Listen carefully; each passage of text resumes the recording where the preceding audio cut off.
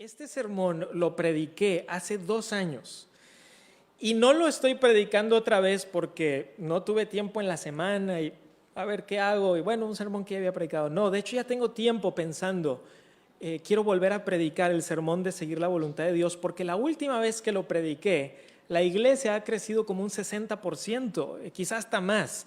Entonces muchos hermanos no han escuchado este sermón. Y la otra razón es que cuando estaba en el seminario, uno de nuestros profesores nos dijo que había ciertos temas que vale la pena repetir como cada año o cada 2 años.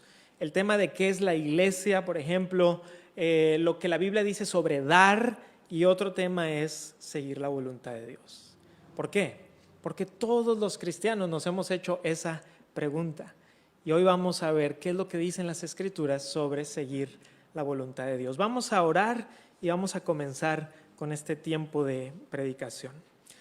Padre Celestial, gracias te damos por tu palabra, gracias porque podemos cantar y porque podemos ahora escucharte a través de lo que tú has revelado.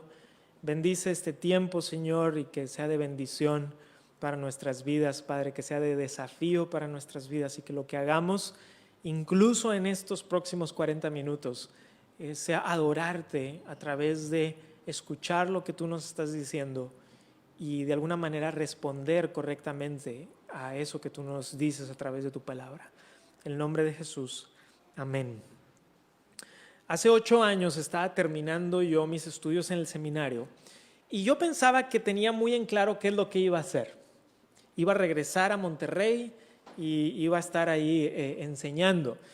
Y de cierta manera para mí era muy claro eso, pero cuando estaba aproximándome hacia la graduación, se acercó conmigo un hermano y me dijo, hermano Manuel, quisiéramos poner delante de ti que consideres quedarte aquí para ayudarnos a pastorear en esta iglesia.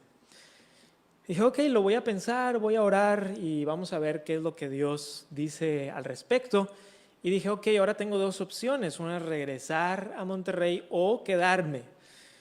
Pasó como unas 2 o 3 semanas y vino otro hermano de una congregación muy pequeña. La primera congregación era de unos 20, 25 personas y de la segunda congregación era más pequeña, unas 10, 15 personas, apenas comenzando.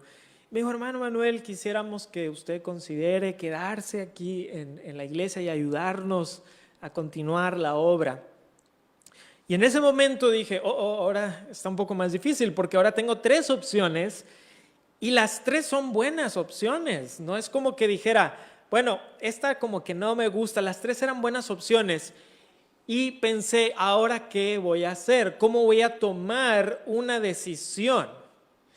Y hermanos, muchas veces nosotros somos confrontados con diversas decisiones. Todos los días tomamos decisiones, muchas. En el momento en que usted salga por esa puerta, es más, estando aquí estamos tomando ya decisiones. ¿Escucho o no escucho? Cuando salgo, ¿qué vamos a comer? ¿Dónde vamos a comer? ¿A dónde vamos a ir? Todas esas son decisiones que tomamos rápido, pero hay algunas que no podemos tomar tan rápido porque tienen una trascendencia diferente. Afectan a mi familia, afectan mi trabajo, afectan si me muevo de ciudad o no, si me muevo de casa o no, si compro esto o no lo compro. Y esas son algunas de las decisiones que algunos cristianos se traban un poquito y dicen, Dios, ayúdame, porque no sé qué hacer. Y puede ser que tú tengas un concepto, no siempre, pero a veces. Hay algunos cristianos que piensan algo así, como que Dios está en el cielo de brazos cruzados, viéndonos y diciendo, a ver si Emanuel encuentra mi voluntad, porque se la escondí muy bien, a ver si lo logra. Y yo estoy así como que, Señor, por favor, muéstramelo porque me la escondiste muy bien. Pero algo que es muy importante, hermanos, es comenzar con el Salmo 32:8. ¿Qué dice el Salmo 32:8? Te haré entender y te enseñaré el camino en que debes andar. Sobre ti fijaré mis ojos. Es decir, que Dios tiene como propósito no esconder su voluntad, sino hacernos entenderla. Nos las quiere enseñar. Dios no está buscando de alguna manera esconder su voluntad de nosotros. No, Él quiere revelar su voluntad a nosotros. Y dice aquí, sobre ti fijaré mis ojos. O sea, Dios está diciendo, sí te estoy viendo, no estoy escondido. Entonces hay que empezar por aquí. Hay que empezar sabiendo, hermano, hermana, si tú eres cristiano, si tú eres cristiana, si tú has confiado en Dios por Cristo, Dios quiere mostrarte su voluntad. Empecemos por ahí. Ahora, quizá alguien diga, ok, entiendo, pero hermano Manuel, hay veces que no sé qué hacer, que la decisión está difícil y entiendo que Dios no me está escondiendo su voluntad, pero no la encuentro, es la verdad. ¿Qué hago? Bueno, vamos a ver algunas cosas que nos dicen las Escrituras para ayudarnos a tomar decisiones. Y la primera y la más importante es, punto número 1, sigue la palabra de Dios. Sigue la palabra de Dios. La Biblia no es en sí un manual en donde yo pueda ir, ok, a ver, comprar carro azul o rojo, déjame ver dónde. No funciona así las Sagradas Escrituras, ¿verdad? Pero sí son un manual de vida en el sentido de que nos muestran cuál es la voluntad de Dios espiritualmente para nosotros. En la Biblia encontramos, por ejemplo, mandatos bíblicos. Y los mandatos bíblicos son cosas que Dios claramente dice, esta es mi voluntad para ti. O sea que no hay para dónde hacerse, digamos. Dios claramente lo dice. Como por ejemplo en Efesios 4:31, quítense de vosotros toda amargura, enojo, ira, gritería y maledicencia y toda malicia. Claramente esa es la voluntad de Dios para nosotros. De hecho, el apóstol Pablo dice que la voluntad de Dios para nosotros es vuestra santificación. Dios quiere que tú seas santo. Si tú dices, soy una persona muy enojona, ¿cuál será la voluntad de Dios para mi vida? Aquí está. Quítese de vosotros toda amargura, enojo. ¿Verdad? Bueno, es que soy una persona que fácilmente exploto y empiezo a gritar. ¿Cuál será la voluntad de Dios para mi vida? Aquí está. Quítense de vosotros toda gritería. Entonces, Dios en las Escrituras nos muestra muchas cosas que Dios quiere para nuestra vida y es la voluntad de Dios. Miren Miqueas 6:8. Oh hombre, Él te ha declarado lo que es bueno y qué pide Jehová de ti. Solamente hacer justicia y amar misericordia y humillarte ante tu Dios. ¿Eres jefe de trabajo? ¿Qué quiere Dios para ti? Que seas justo, que seas misericordioso, que seas humilde. ¿Qué quiere Dios en tu familia? Si eres padre de familia o madre de familia, ¿cómo te debes de conducir? Que seas justo, que ames misericordia, que te humilles ante Dios. ¿Qué tal en mi trabajo? ¿Cuál es la voluntad de Dios para mí en mi trabajo? Haz justicia, ama la misericordia, humíllate ante Dios. Es decir, cuando Dios le está diciendo esto al profeta Miqueas, debemos de entenderlo, que la razón por la cual ha quedado escriturado, es decir, la razón por la cual está en las Escrituras, es porque el Dios del pacto le dice al pueblo del pacto, esto es lo que quiero de ustedes. Esa es la manera en que nos debemos de conducir. Y cuando vemos todos los mandatos bíblicos, vamos a darnos cuenta que a veces estamos muy afanados por algunas cosas que son relativamente triviales, no que no sean importantes, pero relativamente triviales a la luz de todo lo que Dios ya ha revelado. O sea, que si yo estoy afanado por si me voy a comprar un carro azul y rojo y digo, Señor, ¿por qué no me muestras tu voluntad? ¿Qué va a decir Dios? Pero si tengo todo un libro lleno de mi voluntad, vamos a comenzar por aquí, ¿verdad? Y no podemos decir, no, es que Dios no me lo mostró, mejor no voy a hacer nada. Pues por supuesto que no. Hay que comenzar por lo que está claro. ¿Okay? ¿Quieres saber cuál es la voluntad de Dios para tu vida? Léela, medítala, escudriñala. ¿Cómo vas a saber qué es lo que Dios quiere si no lo conoces?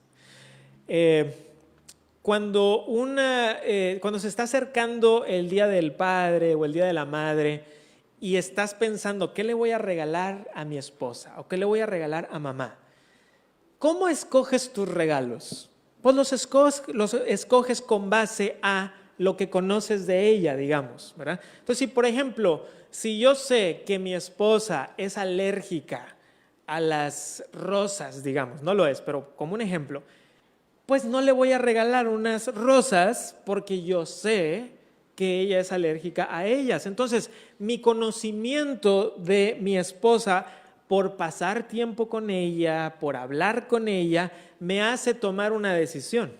Entonces, mientras tú más conoces a Dios por medio de su palabra, empiezas a conocer su corazón y es más fácil tomar ciertas decisiones porque dices, no, esto no va conforme al corazón de Dios. O sea, ni siquiera tengo que pensarlo mucho, está aquí, está claro. Y muchas veces el problema es que no conocemos a Dios. Entonces, ¿cómo vamos a tomar una sabia decisión si no conocemos a Dios? Hay que conocerle. Pero quizá alguien diga, sí, hermano Emanuel, pero sí hay cosas muy claras, pero a veces hay cosas que no están tan claras. ¿Qué hago? Por ejemplo, si yo soy un estudiante y no sé si estudiar derecho o si estudiar pedagogía, ¿qué hago? Porque no voy a buscar en la Biblia. A ver, vámonos al índice acá atrás. ¿Dónde dice pedagogía? No viene, no sé qué hacer, estoy paralizado. Bueno, hay otras cosas que nos ayudan y son los principios bíblicos. Entonces, los mandatos bíblicos son cosas claramente en las Escrituras, pero los principios bíblicos son inferencias razonables de las Escrituras. Es decir, que cuando yo estoy leyendo algo, aunque Dios no lo está diciendo necesariamente como un mandato, es razonable que Dios me lo está mostrando porque quiere que yo siga este ejemplo o no lo siga. ¿Cómo qué? Bueno, déjenme les digo varios principios. El principio de la mayordomía. El principio de la mayordomía dice que Dios es el dueño de todo lo que yo tengo y que yo soy un mayordomo. Si yo tengo en mente ese principio, me va a ayudar a tomar muchas decisiones. Miren lo que dice el Salmo 24:1. De Jehová es la tierra y su plenitud, el mundo y los que en él habitan. Eso quiere decir, hermano, hermana, que lo que tenemos es por Dios. Tu carro, casa, tu salud, tus hijos, tu cuenta bancaria, todo eso es de Dios y Dios nos los ha dado como administradores. Y se requiere de los administradores que seamos hallados fieles. Entonces, cuando yo veo que Dios me ha dado todo, va a ser más fácil no ser poseído por mis posesiones, sino que yo vea mis posesiones a la luz de la eternidad y que yo pueda ser una persona generosa y no una persona como la fama de los regiomontanos, ¿verdad? Que somos muy codos. Indiferentemente si sea una cosa que nos lo merecemos o no, la realidad es que en nuestro corazón muchas veces podemos ser así. Pero cuando yo veo que todo le pertenece a Dios, va a ser mucho más fácil desprenderme de ciertas cosas y no vivir la vida para el sueño regiomontano, que es muy parecido al llamado sueño americano, ¿verdad? El sueño regio es casa grande, carro nuevo, buena ropa, grandes estudios. Es como que el sueño regiomontano y las personas que lo han logrado las ponemos en un estatus y decimos, eso es lo que yo quiero. Hermanos, pero ¿a la luz de qué estamos viviendo? Ahora no estoy diciendo que estés viviendo mal y que no administres las cosas o que digas, ok, entonces no voy a tener casa, entonces vamos a vivir en un lugar en donde no haya techo. No estoy diciendo eso. Simplemente somos administradores. Somos administradores. La razón por la cual Dios no se complace de la persona que ama el dinero es porque se va tras ese ídolo. Por eso dijo Jesús, no podéis seguir a Dios y a las riquezas, porque o vas a seguir a un amo o vas a seguir el otro. Si nos dejamos controlar por el dinero, vas a tomar malas decisiones. Les voy a poner un ejemplo. Cuando tienes dos trabajos, dos ofertas de trabajo, ¿cuál es la manera normal que la gente toma la decisión? La manera normal es, ¿cuál da más dinero? O sea, ni siquiera hay como que mucho que pensar. Esta me da más, listo, esa es la decisión. Pero ¿cómo deberíamos de nosotros como cristianos tomar esas decisiones? El dinero puede ser un factor, sin duda alguna. Yo he cambiado de trabajos y cuando he cambiado de trabajos, el dinero es un factor porque pienso, ¿cuáles son las necesidades de mi familia? de qué manera podría suplirlas. Pero si ese es el factor principal, estoy diciendo algo sobre mi corazón. Tuve un profesor que era pastor en una iglesia muy grande y tenía un buen sueldo, y entonces se le abrió la oportunidad de ser profesor de seminario. Fue mi profesor en el seminario y nos dijo: jóvenes, cuando yo me mudé a ser profesor de seminario, tuve una reducción significativa de salario. ¿Y por qué tomé esa decisión que parece tan contra cultura, contra pensamiento? Dijo: porque toda mi vida he anhelado ser profesor en un seminario. O sea, hay algo que Dios ha puesto en mi corazón, un deseo de enseñar a otros jóvenes la palabra de Dios para que puedan salir a las iglesias. Y ha sido un deseo que Dios ha puesto en mi corazón por tanto tiempo, que cuando yo lo puse en factor, aunque iba a reducir, en este caso mi salario, decidí, esta es la mejor decisión. Y ahora nos dijo, y con el paso del tiempo, el Señor fue bendiciendo cada vez más, y entonces ahorita estoy en una situación en la que ya no es un problema, pero cuando nos mudamos por primera vez, pues sí fue un impacto para la familia. ¿Y cómo llegó a esa decisión? Bueno, con varios principios que vamos a ver ahorita. No siempre la decisión va a ser esa, ¿no? O sea, yo creo que entendemos lo que estoy tratando de decir. Lo que estoy tratando de decir no es una falsa espiritualidad, de decir, entonces en la que me den menos dinero, a esa me voy a ir. No. Estoy hablando de ser sabios y de que el dinero no sea el factor principal, sino que el factor principal sea la gloria de Jesús, la gloria de Dios, los deseos que Él ha puesto en mi corazón. ¿Cómo puedo servir mejor a otros? ¿Cómo puedo hacer de impacto a otros? La vida es corta. La vida es corta como para vivirla para cosas que no valen la pena. Hay otro principio relacionado con este, que es el principio de la gloria de Dios. El principio de la gloria de Dios. Cuando estaba en la universidad, tomé una clase de consejería y nos preguntó el profesor: jóvenes, ¿cuál es el propósito principal del ser humano? Ahora, si han estado viniendo aquí a Vida Nueva, ya lo he dicho varias veces, pero en ese tiempo era la primera vez que escuchaba esa pregunta y llevaba yo de creyente muchos años.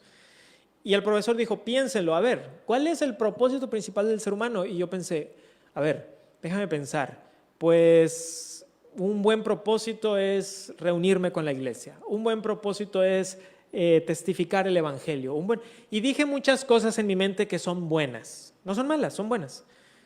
Pero el profesor nos estaba preguntando cuál es el propósito principal. Y yo dije, bueno, no estoy seguro. Y nos dijo: miren, jóvenes, el propósito principal del hombre es glorificar a Dios y disfrutar de Él por siempre.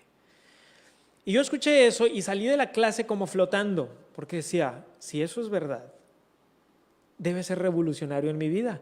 Y fui a la cafetería con un amigo salvadoreño que se llama Víctor y le dije: Víctor, ¿te das cuenta que si esto es verdad, debería de cambiar la manera en que tomamos todas las decisiones?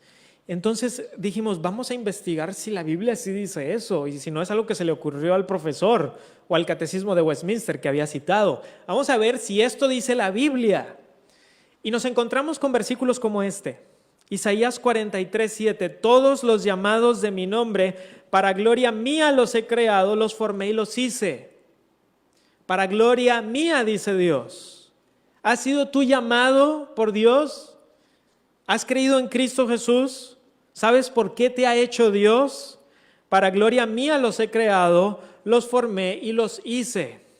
Ahora, cuando tú usas un martillo, el martillo sirve para martillar. Si tú tratas de usar un martillo como un serrucho, no te va a funcionar bien. ¿Por qué? Porque no fue diseñado para eso. Y si personificáramos al martillo y le dijéramos: martillo, ¿eres tú feliz serruchando? Nos diría: claro que no, soy miserable, porque todo mi diseño está hecho para martillar. Y hermanos, si nosotros vivimos por la vida sin saber cuál es el propósito de nuestra existencia, sin saber cómo Dios nos ha creado, vamos a ser como un martillo que está siendo usado para serruchar. Nunca vamos a encontrar la verdadera satisfacción porque no estamos viviendo de acuerdo al propósito por el cual fuimos creados. Pero ¿será que eso de glorificar a Dios es nada más a veces? No. Miren lo que dice Pablo, 1 Corintios 10. Si pues coméis o bebéis o hacéis otra cosa, hacedlo todo para la gloria de Dios. Y el apóstol Pablo, en contexto, aquí está hablando, estaban teniendo una cuestión sobre la comida y la bebida, pero el apóstol Pablo amplía y dice, no nada más eso, sino si hacéis otra cosa, hacedlo todo para la gloria de Dios, todo para la gloria de Dios. Entonces, hermanos, cuando yo tengo una o dos decisiones o tres, yo debo de pensar en qué lugar voy a glorificar a Dios más. ¿Cómo voy a poder ser un impacto en el planeta Tierra donde Dios me ha dejado para glorificar su nombre? Eso es muy importante, hermanos. Cuando tomamos una decisión grande, por ejemplo, si te vas a cambiar de ciudad algún día, una decisión muy importante debe de ser dónde me voy a reunir con la iglesia. Porque Dios lo deja claro, no dejando de congregaros como algunos tienen por costumbre. Esa es la voluntad de Dios para ti. Y tú quieres glorificar a Dios, por lo tanto, cuando me cambio de ciudad, debo de estar pensando de una manera diferente. No podemos tener las mismas metas que tiene el mundo. Tenemos que verlo todo bajo una perspectiva de lo eterno. Y eso no quiere decir que seamos los cristianos como que vivimos allá en una nube de color de rosa y somos indiferentes al mundo. No, al revés. Debemos de entender bien el mundo en el cual estamos, la realidad del mundo en el que vivimos. Y tomamos decisiones con base a otros factores, con factores espirituales. Y decía C.S. Lewis, el profesor Lewis, que extrañamente, irónicamente, aquellos que más se enfocan en la gloria de Dios son los que más impactan el mundo presente. En lugar de decir, sí, los cristianos como siempre están pensando en el futuro, nunca hacen nada en el presente. No. El cristiano está pensando en el presente, en el pasado, en el futuro, todo a la luz de la gloria de Dios, para impactar en el mundo en el que Dios nos ha puesto. Y ya lo acabamos de leer. ¿Qué pide Dios de ti? Hacer justicia, hacer misericordia, ser humilde ante Dios en todo lugar en el que estemos. Vamos con otro principio, el principio de la prudencia. Miren lo que dice Proverbios 27. El avisado ve el mal y se esconde, mas los simples pasan y llevan el daño. Este pasaje, este verso me gusta mucho porque es como la mayoría de los proverbios que son una verdad aplicativa, es decir, tienen varias maneras en que se pueden poner en práctica. Aquí lo que está diciendo el proverbista es que el avisado es el prudente. El prudente ve el mal y dice, me voy a esconder. Algunas veces eso es lo mejor que puedo hacer. Mientras que el simple, como no sabe, no se fija, no le importa, va y recibe el daño. ¿Por qué, por ejemplo, nos ponemos cinturón de seguridad cuando conducimos? ¿Por qué no diría alguien, no, yo no me pongo el cinturón de seguridad porque yo confío en Dios? Ya si me toca, me toca. ¿Por qué cuando vamos a viajar revisamos las llantas del automóvil? ¿Por qué revisamos el aceite? ¿Por qué no decimos, no, yo confío en Dios, por lo tanto, si Dios quiere, listo, y si no, pues no, porque lo que Dios quiere es que nosotros seamos prudentes y parte de la prudencia es ponerme el cinturón de seguridad. Parte de la prudencia es déjame checar las llantas. Parte de la prudencia es, oye, voy a hacer un viaje largo, voy con mi familia, reviso el carro para que esté listo para ese viaje. ¿Por qué? Porque quiero ser prudente. Entonces, la prudencia es una responsabilidad que Dios pone sobre nosotros. Y eso no quiere decir que no estemos confiando en Dios. No, hermanos. Al revés, quiere decir que estamos confiando en lo que Dios nos ha dicho. Y Dios nos ha dicho, sé prudente. El Señor Jesucristo mismo dijo, oye, ¿se acuerdan de la parábola que dice, el que va a irse de guerra, primero revisa si sí puede, y si no puede, mejor trata de hacer un tratado de paz. El que va a construir una torre, primero checa si sí le va a alcanzar para que no la deje toda en obra gris y la gente diga, mira, aquí está una obra que comenzó alguien y no planeó. O O sea que a Dios le gusta que nosotros seamos personas que planeemos, que seamos prudentes. Y van a haber a veces situaciones que van a venir y yo voy a decir, es que no es prudente tomar esta decisión. Simplemente no lo es. Pero ¿cómo puedo yo saber si algo es prudente o no? Pues algunas veces simplemente lo vemos en las Escrituras y es claro, pero en otras ocasiones tendremos que, punto número 2, escuchar el consejo. Vamos a tener que buscar consejo de fuera porque estamos en una situación en donde quizá nosotros no podemos ver todo bien. Ustedes saben que cuando vas conduciendo hay un punto ciego, ¿verdad? Hay un punto ciego ahí. Y muchos de nosotros podemos tener puntos ciegos, pero otras personas pueden verlos. Por eso tan importante en el matrimonio, en que tanto el hombre como la mujer son un equipo, ¿verdad? Porque mi esposa ve cosas que yo no veo y ella me puede decir, Manuel, ¿has considerado esto? ¿Has considerado esto otro? Y a veces, ¿qué es lo que respondo? No, no lo había considerado. Qué bueno que me dijiste. Una ocasión estábamos, yo iba en el carro con mis padres y iba conduciendo a mi papá y entonces en una intersección algo, él se iba a pasar y mamá le dice, cuidado, ahí viene un carro y frena. Y luego le da y dice mi papá, no sabes de cuántos choques me ha librado tu mamá. O sea, ¿por qué? Porque ella estaba viendo cosas que él no y muchas veces eso es lo que necesitamos, ¿verdad? El consejo. ¿Quiénes nos pueden aconsejar? Nuestros pastores nos pueden aconsejar. Dios ha puesto a los pastores para guiar. Esa es una de las cosas que Dios nos pide a nosotros los pastores. ¿Cómo guiamos a las ovejas? No dictando la vida de las ovejas, no soy un dictador, somos pastores, sino guiando a las ovejas en el camino del Señor. ¿Qué dice el autor de Hebreos en Hebreos 13? Dice, obedeced a vuestros pastores y sujetaos a ellos, porque ellos velan por vuestras almas como quienes han de dar cuenta, para que lo hagan con alegría y no quejándose, porque esto no es provechoso. Ahora, es muy importante que sepan que el contexto de lo que está hablando aquí no está diciendo que obedeced a vuestros pastores en el sentido de que, pastor, usted me dice y yo lo hago y nada más. No. Debemos los pastores de guiar con la palabra de Dios. Es una autoridad derivada de las Escrituras. Yo no tengo la responsabilidad delante de Dios de tomar tus decisiones. ¿Por qué? Porque si no, hermanos, ¿ustedes creen que yo podría dormir con eso, teniendo una carga tan pesada? No es que no quiera, es que no puedo. No puedo con una carga así. Para eso está Cristo. Para eso está Dios. Por eso dice el apóstol Pedro, echando vuestra ansiedad sobre Él, sobre Dios, porque Él tiene cuidado de vosotros. Pero ¿cuál es la responsabilidad que Dios le da a los pastores? Que guiemos con las Sagradas Escrituras. Es por eso que yo trato de ser cuidadoso cuando digo, esto es lo que dice la Biblia, y cuando digo, esto es un consejo que te estoy dando, pero consulta también a más personas. Consulta a más personas. ¿Por qué? Porque, punto B, necesitamos consejeros. Y los consejeros, hermanos, son personas maduras en la fe que nos pueden ayudar en algunas decisiones. Miren lo que dice Proverbios 15:22.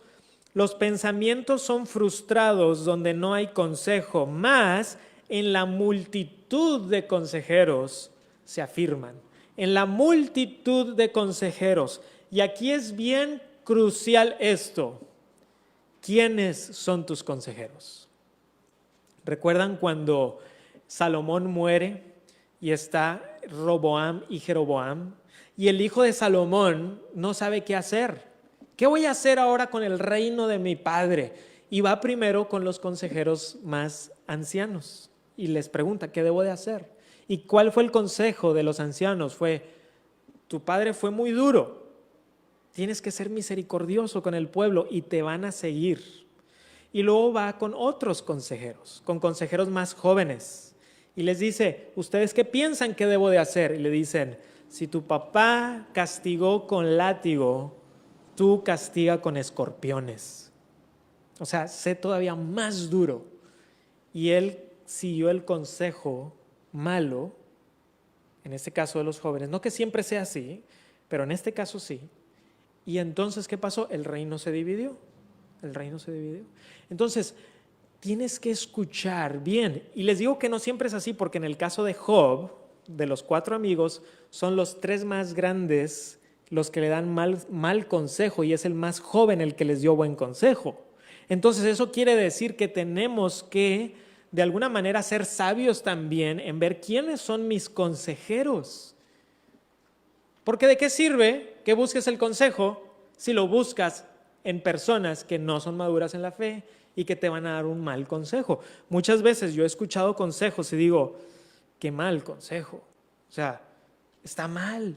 Por donde lo veas, no es un buen consejo. Es bien importante escuchar a buenos consejeros. Y el Señor nos da la iglesia como un recurso para hallar esos consejeros.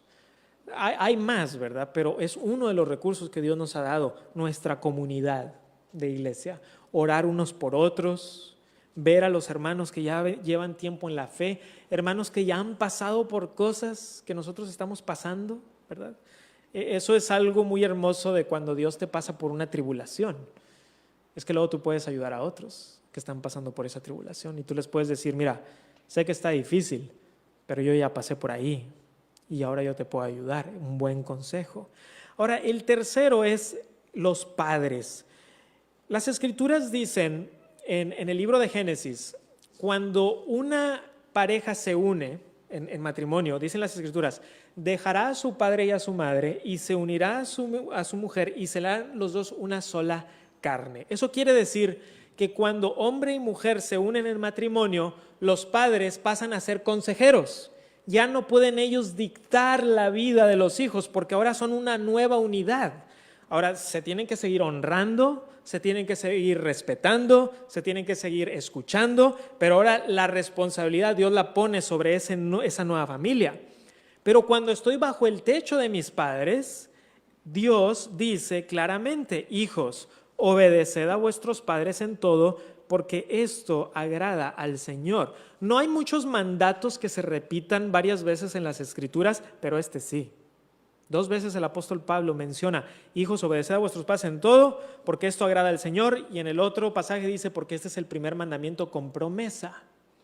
Entonces, por ejemplo, a veces viene alguno de mis alumnos y me dice, profe, ¿qué tengo que hacer aquí? ¿Hago A o hago B? Y le digo, oye, pues eso suena como algo que necesitas consultar con tus papás. ¿Qué te han dicho? No, que haga A. Pues ahí está, ¿no? O sea, es lo que dicen las Escrituras. No, profe, es que yo no lo quiero hacer porque no me gusta. Y digo, bueno, ¿dónde dice el apéndice aquí? Numerito 2, excepto si os gusta, entonces, pues no, ¿verdad? Y uno de los ejemplos que pongo y que ya he dado antes es cuando yo regresé del seminario, ya estaba grande, y regreso a casa y mis padres me dicen, vas a hacer tu servicio militar. Y no crean que yo empecé a saltar de gusto. Dije, ¿qué? Pero, o sea, el servicio militar se hace a los 18 años, yo ya estoy muchísimo más grande y es 1 año y son todos los sábados. No, gracias. Y en ese caso, yo estaba viviendo con mis papás, no estaba casado, y me dicen, mira, tu abuelo marchó, yo marché, tú vas a marchar. Dije, bueno, y le dije en ese entonces, lo voy a hacer porque creo que las Escrituras me dicen que esto es algo que le agrada a Dios. Y tengo que confesar que los primeros meses lo hacía a regañadientes. ¿A quién le gusta? Bueno, no sé, a lo mejor a alguien sí, a mí no. Levantarme los sábados en la mañana, ¿verdad? Para rasurarme, irme hasta la 7ª zona y pasar 7 horas en el sol de pie. Pues no es como que algo que te emocione muchísimo. Entonces al principio decía, ¿qué estoy haciendo? Esto es una pérdida de tiempo. Si sumamos las horas, van a ser muchos fines de semana que estoy perdiendo aquí. Pero ¿qué pasa? Que con el paso del tiempo Dios va cambiando tu corazón, vas viendo otras cosas, vas haciendo amigos. Y al final, digo, doy gracias a Dios porque pude hacerlo. O sea, fue una experiencia que me sacó de mi zona de confort, porque la verdad yo me sentía totalmente fuera de lugar ahí. Y sin embargo, Dios fue bueno, hice amigos, uno de ellos todavía tengo contacto con él. Entonces, muchas veces, queridos hermanos, las cosas que Dios pide de nosotros no nos las pide porque nos guste o porque sea fácil, sino porque es lo correcto. Así de sencillo, porque es lo correcto. Y a menos que, y aquí estoy hablando a los hijos, a menos que tu papá te esté pidiendo o tu mamá algo que sea claramente antibíblico, que te diga, ¿sabes qué? Mañana vamos a robar una tienda. Ok, en ese caso tienes permiso de parte de Dios de decir, papá, te amo, te respeto y te honro, pero no puedo ir a robar. Las Sagradas Escrituras lo dicen claramente, no puedo. Ok, pero a menos que sea algo así, lo que Dios quiere de nosotros es que obedezcamos y no va a ser fácil siempre. No va a ser fácil siempre. Y les garantizo que esto va a continuar. Vas a estar en muchas situaciones similares. Eso no quiere decir que no podamos dialogar con nuestros papás. Es parte de él. Las Escrituras dicen, padres, no exasperéis a vuestros hijos. Entonces creo que hay algo también donde, papá, mire, yo sé que eso es lo que usted me está diciendo, pero considere esto otro, vamos a platicarlo, ¿verdad? Pero con una buena relación y no no quiero y listo, porque esa no es la actitud que Dios quiere de nosotros. Entonces, cuando alguien viene y me dice, es que mira esto, pero yo no quiero porque mis papás no saben, no tienen idea, yo digo, Dios se agrada cuando nosotros obedecemos a nuestros papás. O sea, literalmente dice, esto agrada al Señor, no le puedes sacar la vuelta. Entonces, es importante, queridos hermanos, que mantengamos esto en mente. Y ahora quiero hablarle a los papás. Papás, dice la Biblia, no exasperéis a vuestros hijos. Es decir, cuando estamos mandando cosas, hagámoslo de buena manera, seamos razonables, seamos amorosos, démonos cuenta de cuando nuestros hijos van creciendo, todo eso lo debemos de tomar en cuenta, porque una vez más, Dios no está diciendo, padres tienen el permiso de ser los dictadores y no, ¿por qué? Porque Dios siempre nos llama al servicio, tenemos que servir a los demás. Entonces, cuando tenemos esa relación de padres que aman a los hijos verdaderamente y quieren lo mejor para ellos, y hijos que aman a los padres y ambos aman a Dios, vamos a tener un mucho mejor hogar, donde el centro es Cristo. Ahora vamos al punto 3, pide sabiduría. Si no han escuchado el sermón de Santiago capítulo 1, lo pueden escuchar ahí en la página de Facebook, en donde ahondamos más en este tema. Y si alguno de vosotros tiene falta de sabiduría, pídala a Dios, el cual da a todos abundantemente y sin reproche, y le será dada. Pero pida con fe, no dudando nada, porque el que duda es semejante a la onda del mar, que es arrastrada por el viento y echada de una parte a otra. ¿Cuál es la necesidad? Falta de sabiduría. ¿Cuál es la solución? Pídela a Dios, el cual da a todos abundantemente y sin reproche. Dios no te va a decir, Dios, necesito sabiduría. Emanuel, no. Ya me pediste mucha. Ya se me está agotando. No tengo para darte para ti, para dar a todos mis hijos. Ya gastaste tu porción. No, ¿verdad? Dios sobreabunda en sabiduría. Si alguno de ustedes tiene falta de sabiduría, pídele a Dios. Él da abundantemente y sin reproche, y le será dada, pero pida con fe. Debemos de confiar en el Señor. Y nos decía una vez un hermano pastor, muchos cristianos no saben tomar una decisión, están sin saber qué hacer y nunca han pedido sabiduría. Y les dices, ¿ya pediste sabiduría? Ah, no había pedido sabiduría. ¿Ya pediste consejo? No, tampoco. ¿Ya has buscado en las Escrituras qué es lo que Dios dice sobre el tema? Tampoco. Pues con razón estamos así, ¿no? ¿Por qué? Porque no conocemos a Dios, porque no hemos buscado consejo, porque no hemos pedido sabiduría. Entonces es bien importante esto, hermanos, y se los menciono porque es un paso que frecuentemente nos saltamos, como que lo damos por sentado. No, pues Dios me tiene que dar sabiduría. Si alguno tiene falta de sabiduría, pídala a Dios. Entonces, ven delante del Señor, arrodíllate delante de Él y dile, Señor, necesito sabiduría. Y recíbela por la fe. Recibe la sabiduría por la fe. Dios no te va a dar sabiduría porque lo mereces. No.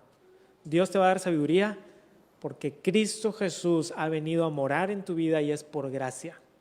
Es por gracia, no es por mérito, es por gracia. Dios te la da por gracia, no es por tu mérito. Cuando entendamos eso, vamos a decir, lo creo.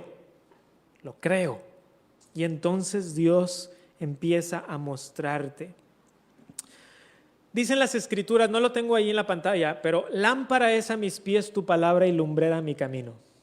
Las lámparas del mundo antiguo, se me olvidó traer una, tengo una chiquita, son como de ese tamaño. Bueno, habían de varios tamaños, pero de la que está hablando en este pasaje era una lámpara pequeña, en donde cuando la prendías, esta lámpara de aceite, se los he dicho antes, te daba para alumbrar unos 2 o 3 pasos. Y muchas veces las decisiones que tomamos son así, hermanos. Nosotros queremos que Dios nos diga a 2 kilómetros lo que tenemos que hacer, y Dios te dice, no, te voy a dar no 3 kilómetros de luz, te voy a dar 3 pasos. ¿Y qué pasa cuando caminas 3 pasos? Cuando trae la lámpara. Pues resulta que te alumbra los próximos 3. Y cuando caminas esos próximos 3 pasos, ¿qué pasa? Aquí hay un obstáculo. Ok, puedo darle la vuelta. No lo había visto, ahora lo veo, le doy la vuelta. Y Dios te va mostrando, y te va mostrando, y te va mostrando, y te enseña que andamos por fe. Y esa es una de las razones que paralizan a muchos cristianos. Muchos cristianos se paralizan porque quieren ver todo. Y Dios dice, no, te voy a dar suficiente luz para que creas en mí y des el paso. Y cuando hacemos eso, hermanos, y damos esos 3 pasos, y los otros 2, y los otros 3, y vamos caminando, cuando menos te das cuenta, miras hacia atrás y te das cuenta del camino que has recorrido. Y dices, Dios me ha traído hasta aquí, Dios ha sido bueno. Y Dios me ha ido guiando de esa manera. Y yo les puedo dar testimonio que en mi vida, muchas de las grandes decisiones de la vida que yo he tomado, las he tomado paso a paso. Paso a paso. Si tú me preguntaras hace 10 años, Emanuel, ¿qué te ves haciendo hace 10 años? No estoy seguro que hubiera respondido lo que estoy haciendo el día de hoy. Dios me ha sorprendido. Por ejemplo, los que saben que soy bivocacional, que tengo un trabajo en una editorial, hace 10 años yo nunca hubiera pensado que iba a trabajar en una editorial. Nunca. O sea, no era algo que me pasaba por la mente. Y sin embargo, eso es lo que Dios me ha mostrado. ¿Cómo? Paso a paso, paso a paso. Si hace 10 años me hubieras preguntado, Emanuel, ¿vas a plantar una congregación en Apodaca? Ni siquiera sabía que iba a vivir en Apodaca. ¿Cómo ibas a ver eso?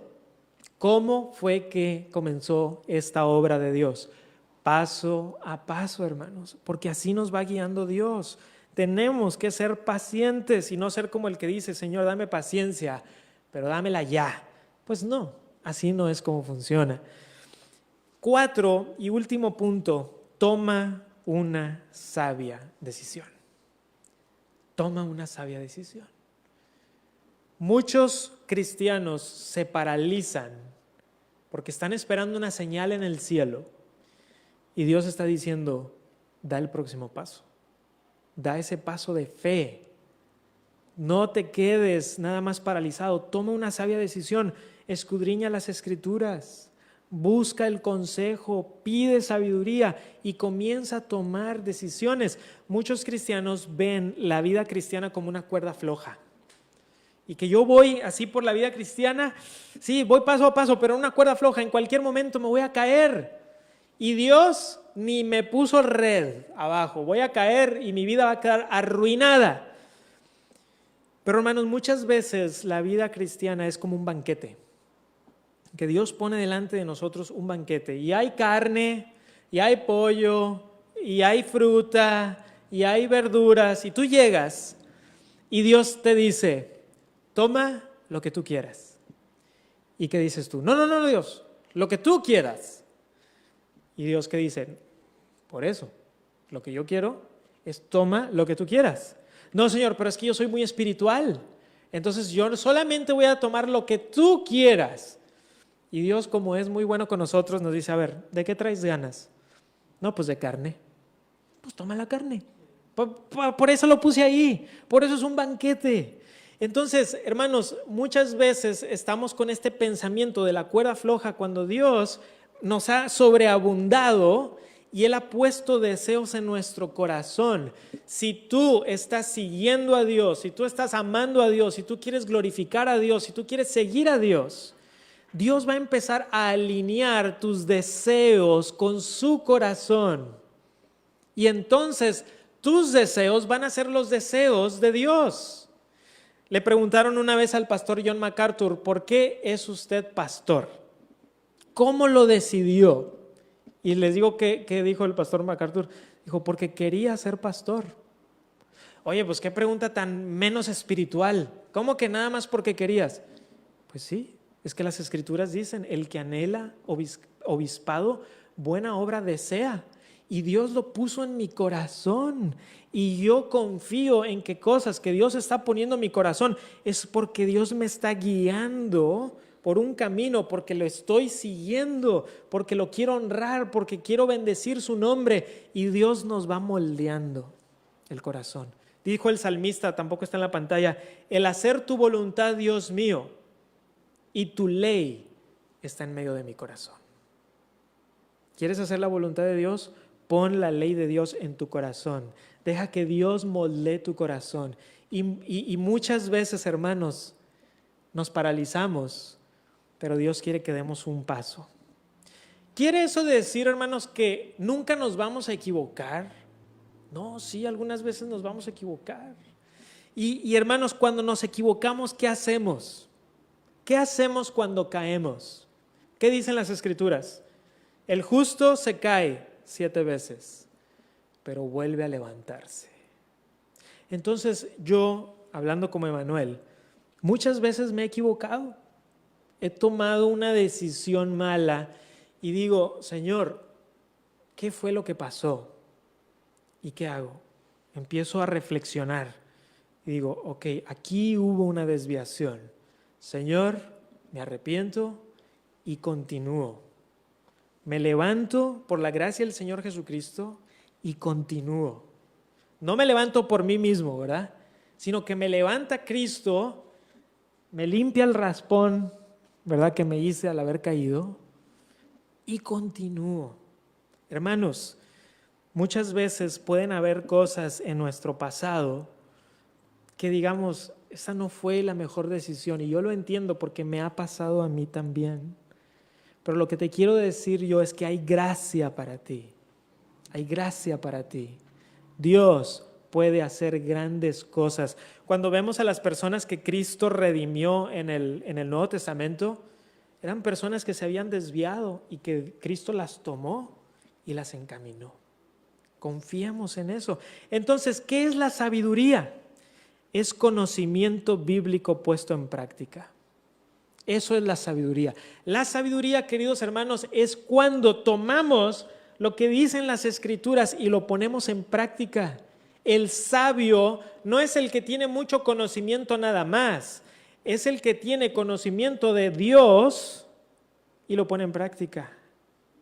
Entonces, como les mencioné ahorita, mientras más conoces a Dios, más podrás tomar decisiones conforme a la voluntad de Dios. Así que toma una decisión que sea bíblica. Toma una decisión que sea informada por las Escrituras, informadas por la sabiduría, informadas por el consejo, y toma una decisión sabia. Cuando vienen personas y me dicen, algunos de mis alumnos, profesor, ¿qué debo de hacer? Mi respuesta es tomar una decisión sabia. Eso es lo que buscamos. Al final, independientemente de lo que sea, lo que buscamos es tomar una sabia decisión. Tenía yo 3 opciones. Monterrey, una iglesia, otra iglesia. ¿Qué hacer? ¿Qué hacer? Porque las 3 cosas eran buenas. Yo me sentía como que tenía el banquete delante, ¿verdad? Y que tenía carne, y que tenía pollo, y que era un banquete, Señor, las 3 son buenas, ¿qué hago? Y me di cuenta que yo quería regresar a Monterrey. Era algo que Dios había puesto en mi corazón. Es decir, ya llevaba mucho tiempo estudiando, quería poner en práctica lo que había aprendido en mi ciudad. Al final ese era el deseo de mi corazón. Hablé con mis pastores, hablé con mis padres, busqué el consejo, busqué la sabiduría e hice lo que yo me di cuenta que Dios había puesto en mi corazón. Si alineas tu corazón a la voluntad de Dios, vas a poder hacer lo que quieras, porque lo que quieras va a ser lo que Dios quiere. ¿Okay? Si alineas tu corazón a la voluntad de Dios, lo que tú quieras va a ser lo que Dios quiere. Hermanos, en este mundo de dificultades, vengamos delante del Señor y confiemos en su guía. Dios quiere guiarte. Confía en Él. Vamos a orar,